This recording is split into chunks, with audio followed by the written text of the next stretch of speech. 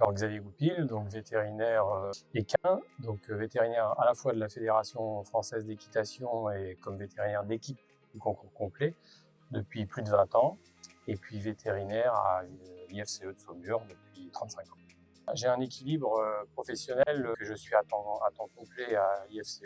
J'ai une activité libérale sur mon temps libre qui m'occupe beaucoup de week-ends et une grande partie de mes vacances pour la partie suivi des équipes de France de concours complet.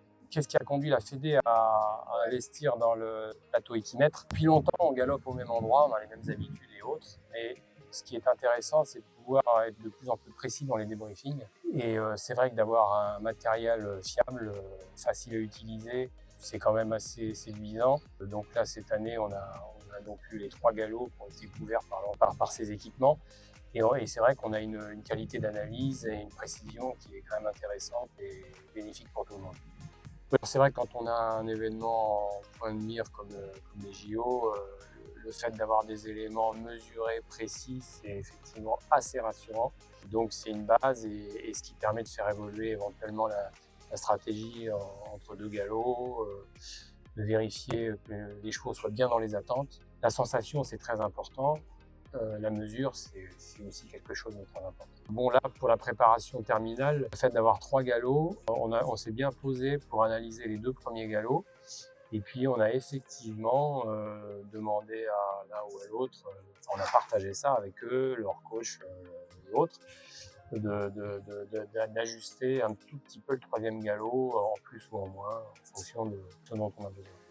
Pour moi, le haut niveau et le bien-être sont complètement compatibles. Il y a tellement de gens qui prennent soin des chevaux, enfin de ces chevaux-là, à ce niveau-là, qu'on redouble d'attention, on redouble de soins et de précision dans les actes et tout. Il y a vraiment un entourage autour du cheval qui est complètement dévolu au cheval, puis à la performance.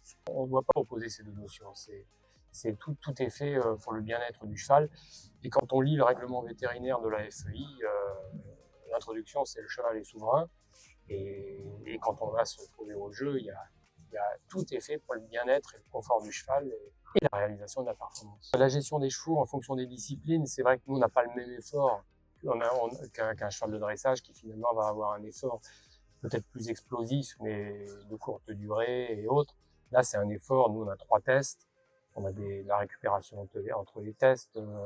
Et puis le cheval de concours complet, il passe le premier jour, c'est presque une danseuse, un ballet. Et puis le deuxième jour, c'est un parcours du combattant quelque part.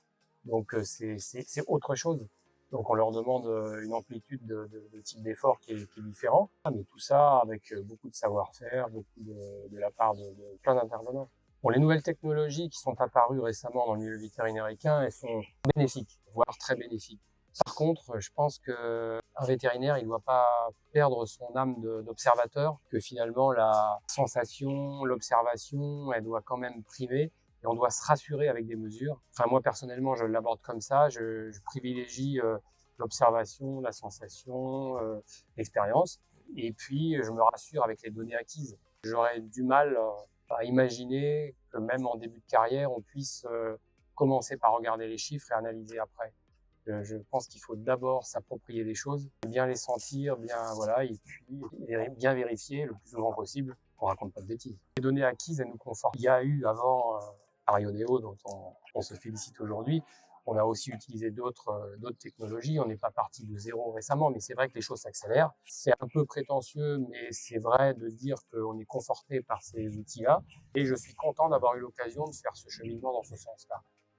L'expérience terrain, puis l'acquisition des données. Moi, j'ai eu la chance d'être à une époque où c'était possible et j'en suis satisfait.